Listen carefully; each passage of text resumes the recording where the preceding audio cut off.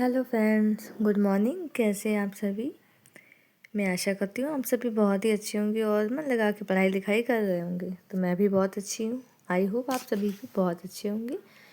तो जहाँ तक है ठंड भी थोड़ी कम हो चुकी है और आप लोगों की पढ़ाई भी थोड़ी ज़्यादा हो रही होगी, क्योंकि ठंड में थोड़ा पढ़ने का मन कम करता है और सोने का ज़्यादा करता है।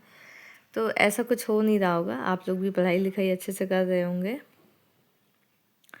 तो फटाफट से आप सभी लोगों का टारगेट क्लासेस में स्वागत है, वेलकम है।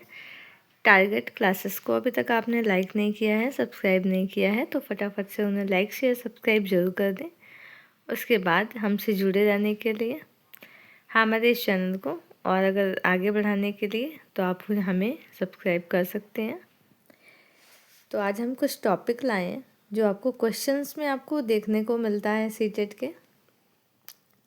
जैसा क्वेश्चंस, अगर आपको क्वेश्चंस आता है तो क्वेश्चंस में आपको कुछ टैग वर्ड आप समझ लीजिए, इसे टैग वर्ड भी कह सकते हैं। आपको समझना ज़रूरी होता है कि क्या होता है, इम्पॉर्टेंट टैग वर्ड्स हैं। जैसे कि यहाँ पे ये टैग वर्ड नहीं है, यहाँ पे कुछ वर्ड्स हैं जो ज़रूरी वर्ड्स हैं और ये क्वेश्चंस में सीटेट के आते ही हैं। जैसे यहाँ पे पहला हमने लिया हुआ है सबमिटिव असेसमेंट क्या होता है, ठीक है। तो देखिए, जब तक हमें सबमिटिव असेसमेंट नहीं आएगा तो हम सबमिटिव असेसमेंट के बारे में नहीं जानते रहेंगे, तब तक हम आंसर को सॉल्व नहीं कर सकते हैं। तो सबमिटिव असेसमेंट को जानने से पहले हम इसको क्या नाम है, ये जानना ज़रूरी है कि सबमिटिव असेसमेंट होता क्या है, ठीक है। कौन सा असेसमेंट है वो वाला जिसे हम सबमिटिव असेसमेंट के अंतर्गत रख सकते हैं, ठीक है। तो आइए जानते हैं क्या है ये सबमिटिव असेसमेंट।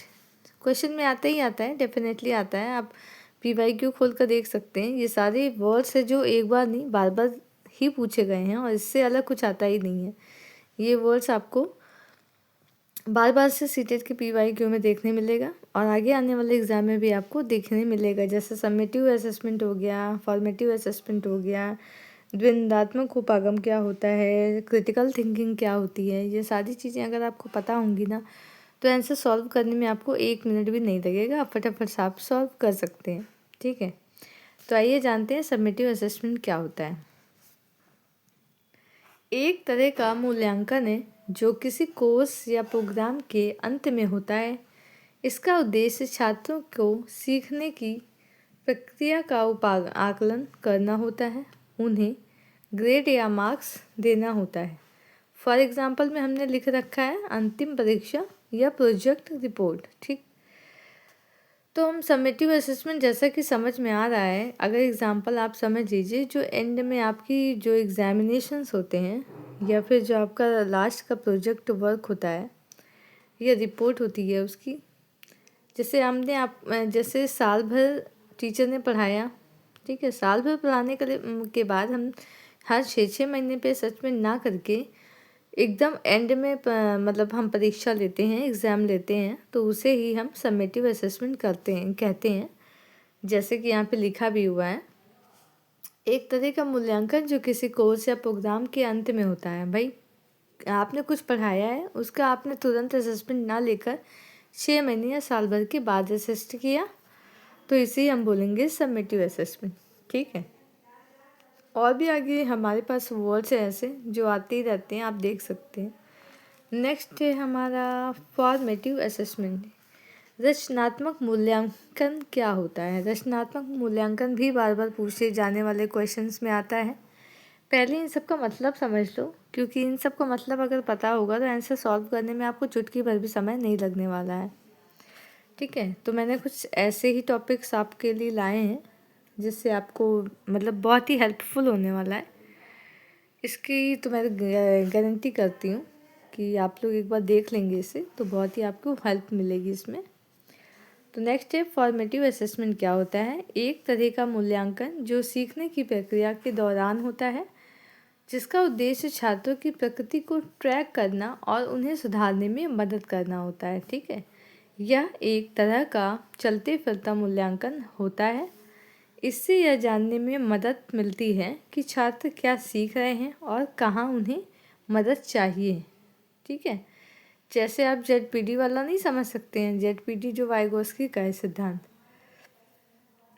तो उससे भी आप ले सकते हैं। एग्जाम्पल में मैंने लिखा है क्लास वर्क, होमवर्क, क्विज या ग्रुप डिस्कशन।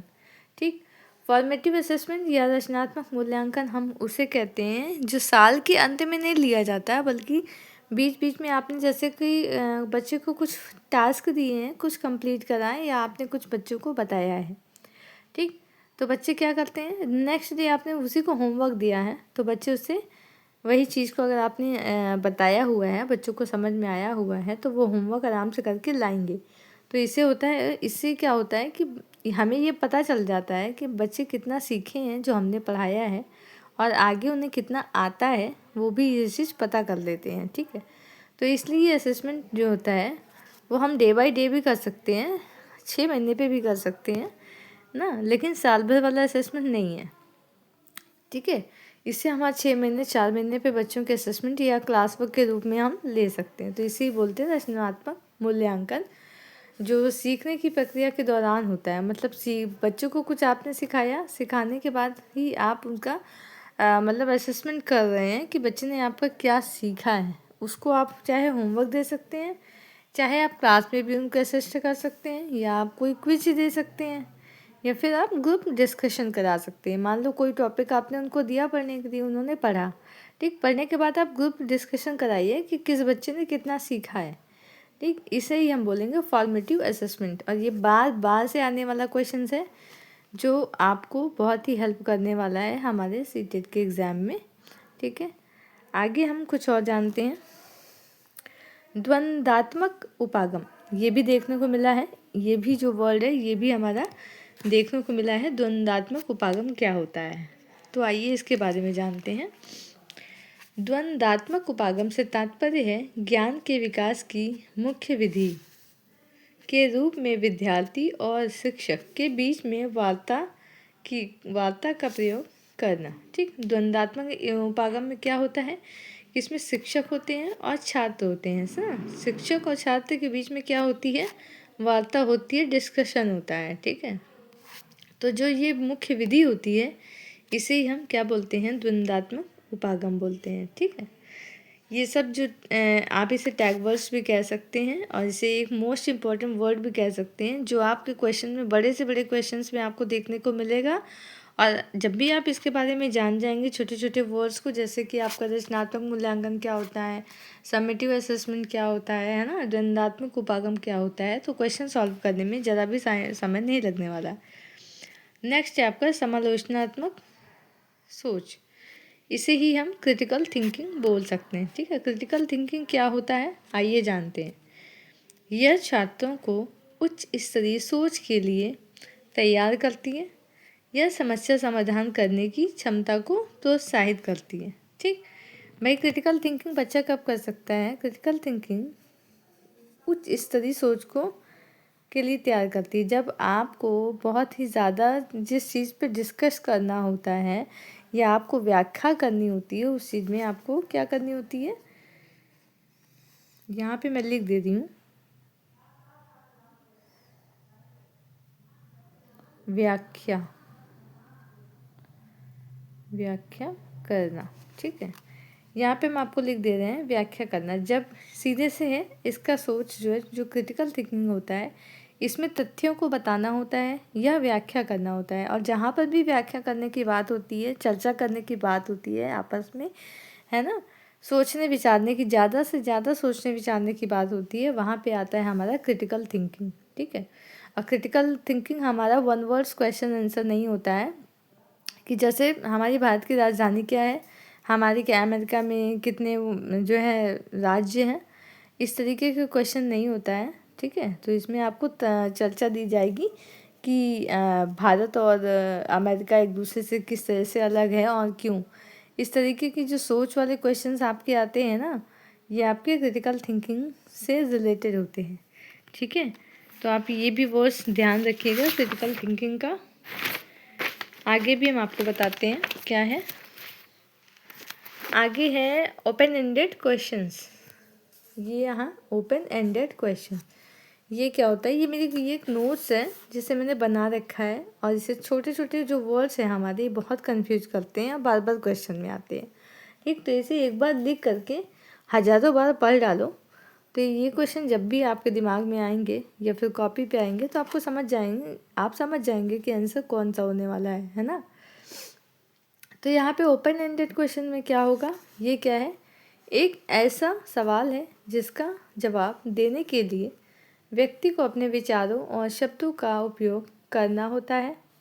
यह सवाल ऐसे होते हैं जिनका जवाब सिर्फ हाँ या नहीं में नहीं होता है, यहाँ पे लिखा है नहीं होता है, ठीक है।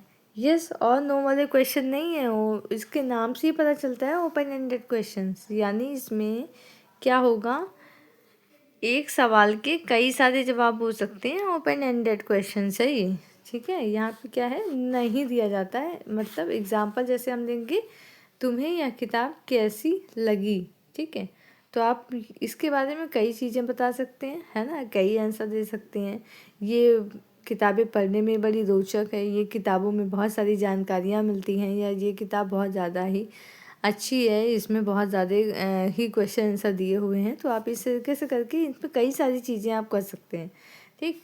तो ओपन एंडेड क्वेश्चंस का मतलब यही होता है कि आप वो क्वेश्चन एक रहते हैं, आंसर बहुत सारे होते हैं, ठीक है। नेक्स्ट आपका एग्जाम्पल है, तुम्हारे सपनों का करियर क्या है और क्यों है, ठीक है। जहाँ पे भी क्या है क्यों है, एक एक दो दो जो है आपको सोचने पर, विचार करने पर, क्रिटिकल थिंकिंग करने पर जो बल देता है वही हमारा ओपन एंडेड क्वेश्चंस होता है, ठीक। आई होप ये ओपन एंडेड क्वेश्चन भी आपको अच्छा लग रहा होगा, समझ में आ रहा होगा, ठीक है। नेक्स्ट आप रहने दीजिए क्योंकि ये हमारा एसएसटी का है। देखिए यहाँ पे क्या है, पाठ योजना के 5E उपागम है, ठीक है। आप ये भी जान लीजिए, ये CDP में बहुत ज़्यादा आता है, सिर्फ CDP का ही फेवरेट क्वेश्चन नहीं है, ये बाकी सारे का है, चाहे आप किसी भी पेडागोजी में आप ले लीजिए तो 5E उपागम होता है, ठीक है। तो ये आप जान लीजिए क्या है, पहले इंगेज है, दूसरा एक्सप्लोर है, थर्ड आपका एक्सप्लेन है, फोर्थ आपका एलाबोरेट है, 5 आपका इवेल्युएट है।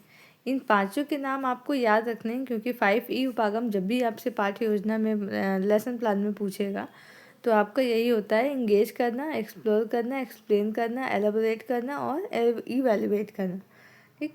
तो ये 5 हमारे पाठ्य योजना के उपागम हैं। आइए हम और क्वेश्चन आपको बताते हैं।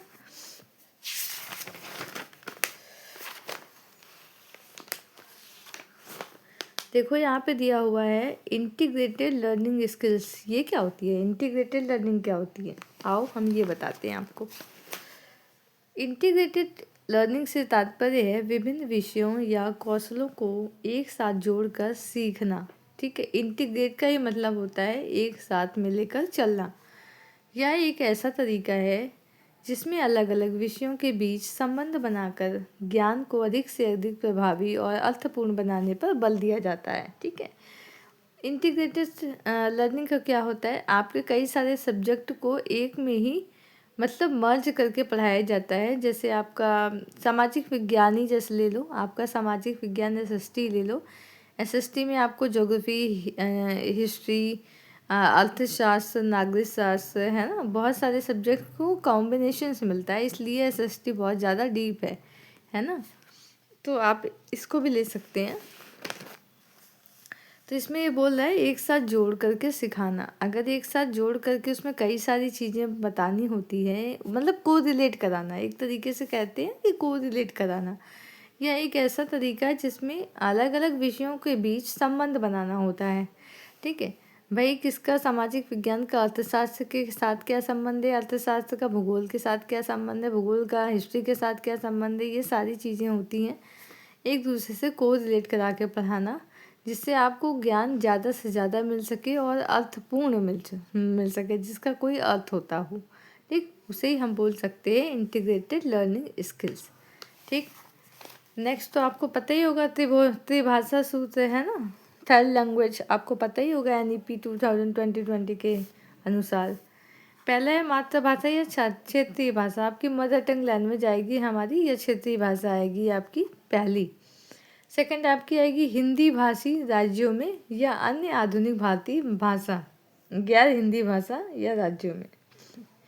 थर्ड क्या आएगी आपकी, अंग्रेजी या क्लासिकल लैंग्वेज। देखो इंग्लिश को हम क्लासिकल लैंग्वेज भी बोलते हैं और ऑफिशियल क्लासिकल लैंग्वेज भी बोलते हैं, जो संस्कृत हो गई, जैसे तमिल हो गई, इस तरीके की आती है हमारी त्रिभाषा सूत्र के अंतर्गत। ठीक है,